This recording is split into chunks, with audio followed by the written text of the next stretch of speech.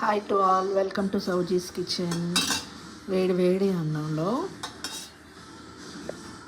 నెయ్యి వేసుకొని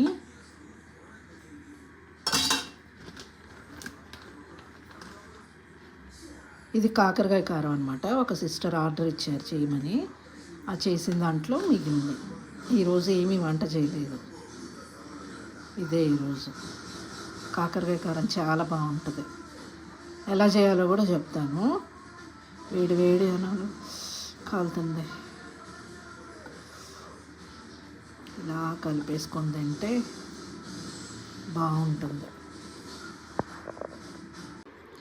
ఈ కాకరకాయ కారం తయారు చేయడానికి అంటే మీరు ఎంత క్వాంటిటీ అయితే చేయాలనుకుంటున్నారో దానికి తగ్గట్టు కాకరకాయలు తీసేసుకొని శుభ్రంగా కడిగేసి చక్రాల్లాగా ముక్కలు కోసుకొని వాటిల్ని నూనెలో డీప్ ఫ్రై చేసుకోవాలి.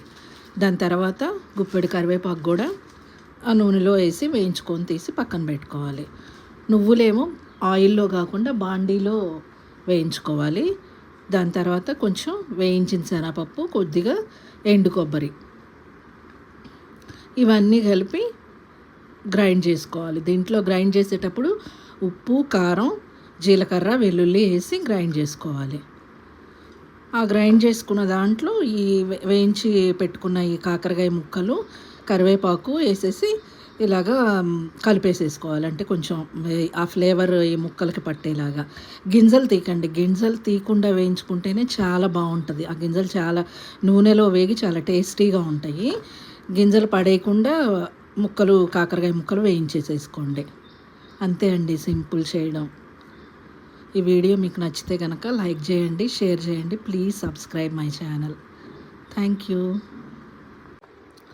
అన్నట్టు ఇంకో విషయం అండి, ఈ కారంలో వేయించి పెట్టుకున్న ఎండుమిర్చి అయినా వేసుకోవచ్చు. లేదు అంటే మనం పచ్చికారం ఆడిస్తాం కదా, ఎండుమిర్చి ఎండబెట్టుకొని ఆ కారం అయినా కలుపుకోవచ్చు. రెండిట్లో ఏదైనా కానీ యూజ్ చేసుకోవచ్చు. కొంతమంది దీంట్లో ధనియాలు అవి కూడా వేసుకుంటారు. అలా అయినా వేసుకోవచ్చు. ఎలా చేసుకున్నా టేస్టీగానే బాగుంటుంది.